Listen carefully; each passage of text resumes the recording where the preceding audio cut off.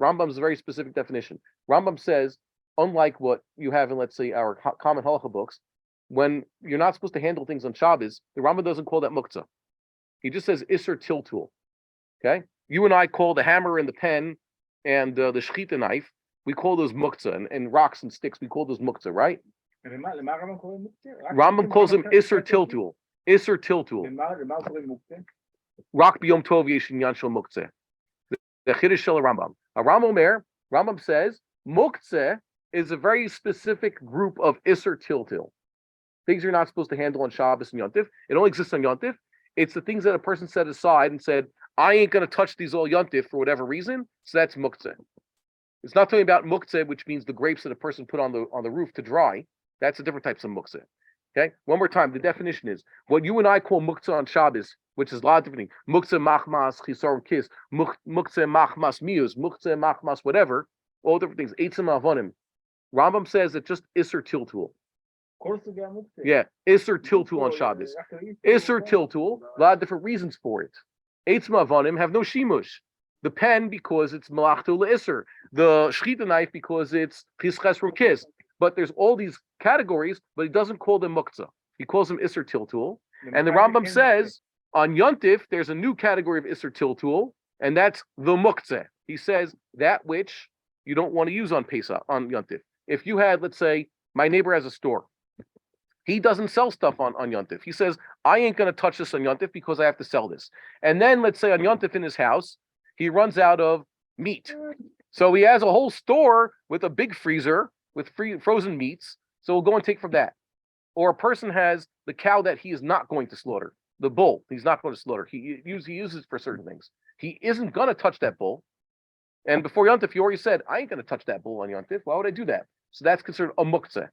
Okay?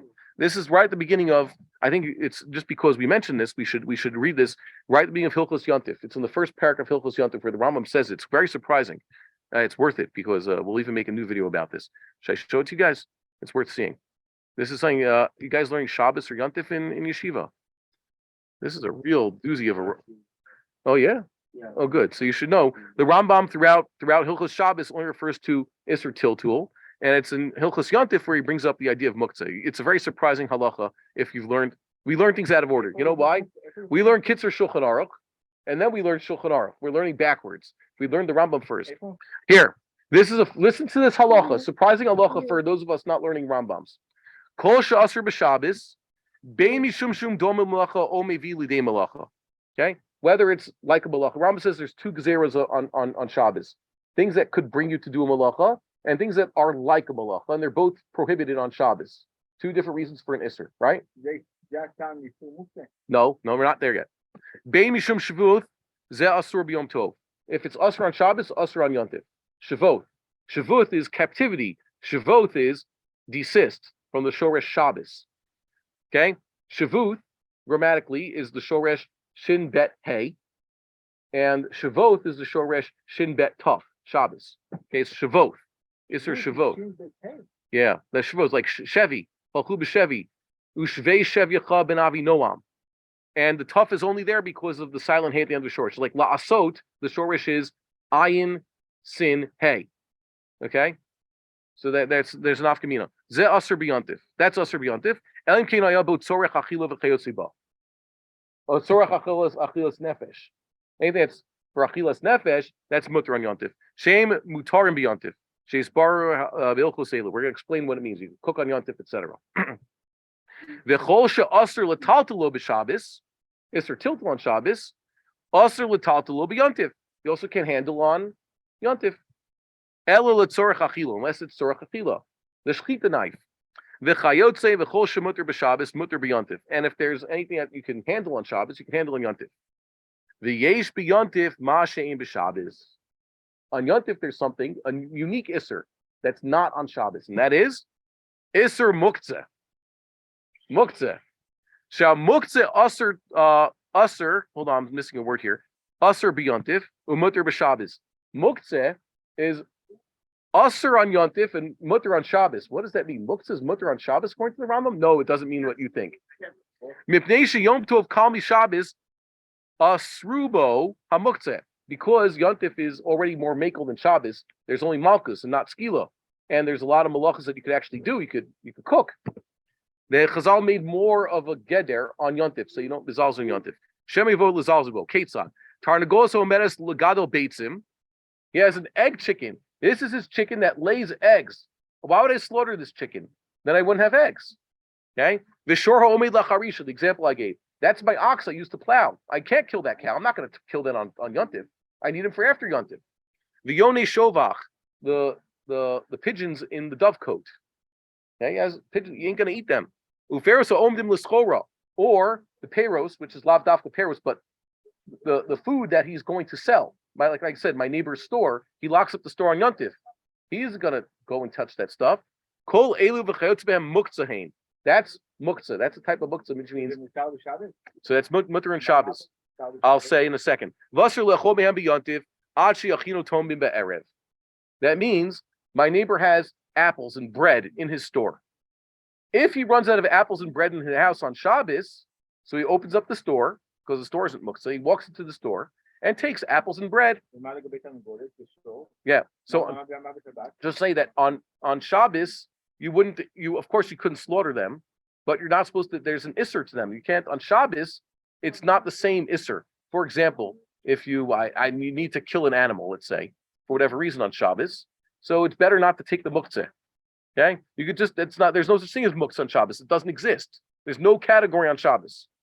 Rambam says it's a specific category. You could kill your ox on Shabbos, on Yontif. How do you kill your ox? You want to eat it. You can kill your chicken on Yontif. You want to eat it. On Shabbos, there is no such thing. But this is the nafkamina that he said. Okay, yeah, so he says about b'Shabbos hakol muchan etzel Shabbos ve'eno tzarich hachana. So for whatever reason, if let's say the ox died, if the ox dies on Shabbos, so feed it to your dogs. The ox dies on Yontif, it's muktzeh. You can't feed it to your dogs. Okay, it doesn't need hachana. U'chshem sha'muktzeh aser b'Yontif kacha nolad aser. So nolad is a different category of Isser Tiltul, but they also exist on Yontif. So what we call Muktzeh, the Rambam calls Isser Tiltul. We say Muktzeh, a lot of things are Muktzeh on Shabbos. Just saying, that's not the way the Rambam has it. Okay, yeah. And there's so yes, we have to learn to say things like the Rambam. Hold on one second. If you intend to eat fresh meat on Yontif, what you're supposed to do is, there's a whole mishnais about this. You want to eat birds on Yontif, you're supposed to go to the bird house before the dovecote, the shovach, before Yontif, and say, I'm going to eat this bird on Yontif, and I'm going to shech this bird. And if you want to eat chicken on Yontif, nowadays, how do we eat chicken on Yontif? We take it out of the freezer or the refrigerator because we bought it before Yontif. It's already dead. But in the olden days, when they wanted to eat chicken on Yontif, by the way, Jews always ate chicken. Okay, that was what Chazal ate. The Tarnagolim have lived among Jews. That's where they got their eggs from. Okay, Jews have been eating chicken forever. So when they wanted to eat fresh chicken on Yontif, what would they do? They'd shech the chicken on Yontif. But we don't do that. But on Shabbos, there's no such thing anyways. It's just that the point is, when they came to pick a chicken to slaughter on Yontif, they did not take the chicken that was there for laying eggs, because that was the muktzeh chicken. Okay? And v'chein kol kayotz b'zeh, and also the nolad egg. That whole thing about beitza shenolda is more of halacha when did Chazal discuss nolad? Hilchos Yontif, which by the way brings up a thing. We could look into this. Snow on Shabbos, they say it's like nolad, right? So there's some who basically read into this. Someone should correct me if I'm wrong. That nolad isn't as usher on Shabbos. It's not the same thing as we say nolad. There's some say the Rambam saying nolad is something specific to Yontif. Yeah. Yeah, that's why it's called Yontif. Yeah, that's the whole reason that's beitza b'shenolda b'Yontif, not neitza shenolda b'Shabbos. Yeah. What nine afkamina would be, like I said, correct me if I'm wrong here, would be that if you want to just eat the egg on Shabbos, the egg is without cooking, Rocky style. You want to drink the egg because you're working out. Okay, so that's not us. That's not us or on Shabbos. Okay, pretty surprising, right? That's that whole discussion. Some extend it nolad to Shabbos, but if you read it straight Rambam, you can have room to eat nolad on Shabbos. Okay, enough for digression. So now we understand the Rambam uses Lo machshavosai machshavosechem v'lo darchechem dirachai ne'um Rambam.